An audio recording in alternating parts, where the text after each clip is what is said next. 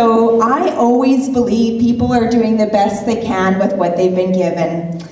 And tonight I have been given 10 minutes to tell a 42-year-old story.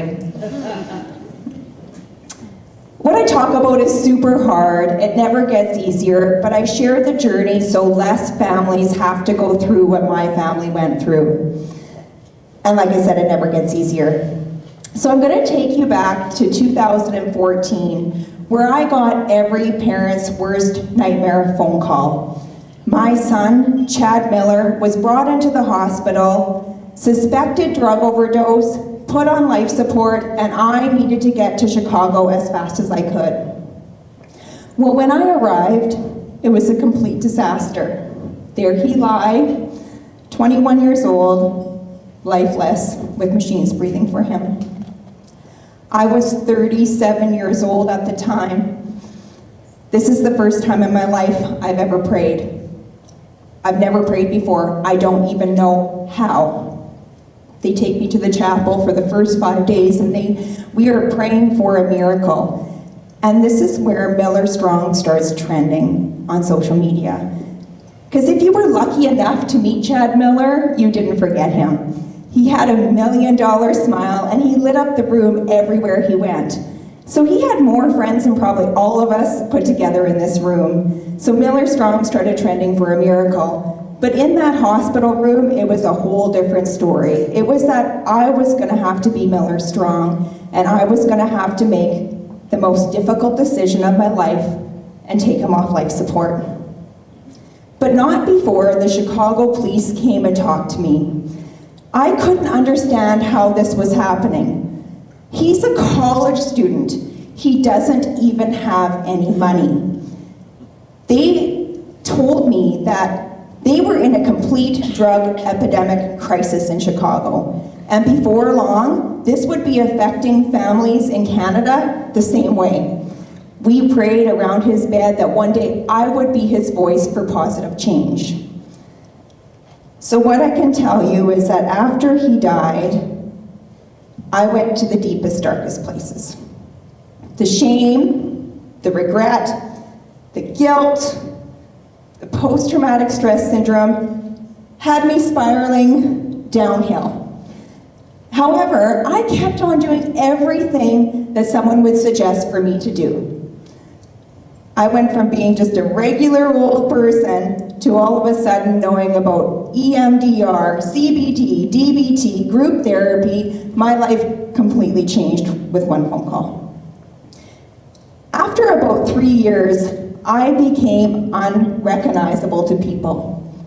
I became unrecognizable to myself. Despite every single thing I was doing to be his voice, I was losing. By this time, I weighed 210 pounds. My organs were shutting down. I was on so many prescription medications, my brain stopped working. And somebody said to me, Erin, you know, I think that probably the only thing you have left to do is pray. And I said, they asked me, when's the last time you prayed? And I said, in that hospital room. And honestly, I'm mad at God. I was mad at God. How could he take him? Why wouldn't he take me? He was only 21 years old. He had so much more to offer this world. But this is where amazing grace happened. Is that I went from hopeless, completely out of options for the first time in my life, out of options. Either I believed that there was a bigger purpose, or God could take me. I didn't care. So I prayed, God, tell me the bigger purpose to why you took him. And my life changed just like that. I went from being completely hopeless to full of purpose. I decided that I needed to take a break. I needed to just really mend my broken heart, because that's what I had. I had a broken heart.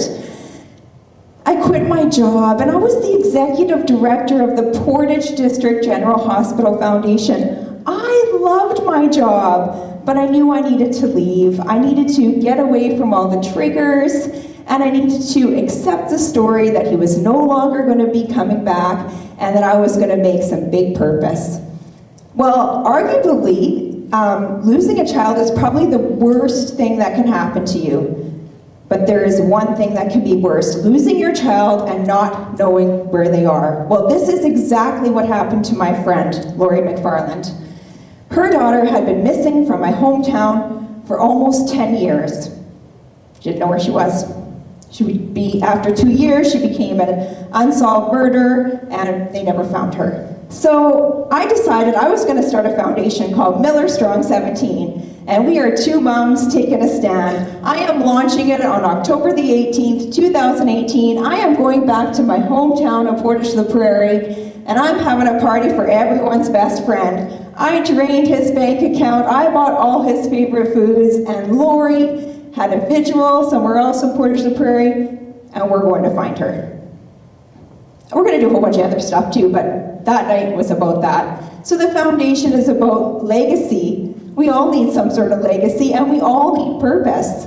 It's about community, it's about change, it's about hope, and a whole bunch of love. Well, you ever hear that story where your story is so crazy you can't even write a book about it? Well, this is exactly what happened to me the next day. I was getting ready to go to Indonesia, and I get a phone call saying, "Erin, you have two choices. Either the RCMP are picking you up and taking you to a mental institution, or you have to voluntarily go see the psychiatrist at the Portage Clinic." And I said, "I'm not doing either one. I don't live here, I don't doctor here, and I don't work here." I got better. I traded fear for faith. Well, they didn't give me a choice. They told me I appeared overconfident, and this is where they took every single one of my human rights away.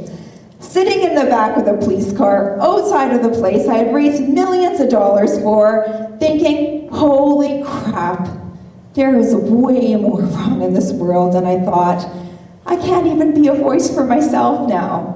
Well, you know that saying, your story is so crazy, there should be a movie about it? Well, this is exactly what happened next. As soon as I got out of the institution, I rebooked my trip and went off to Indonesia, and this is where I spent 7 days with the man that would save my life, Vas Golden. He was a healer, and I was able to get healed by the glory of God.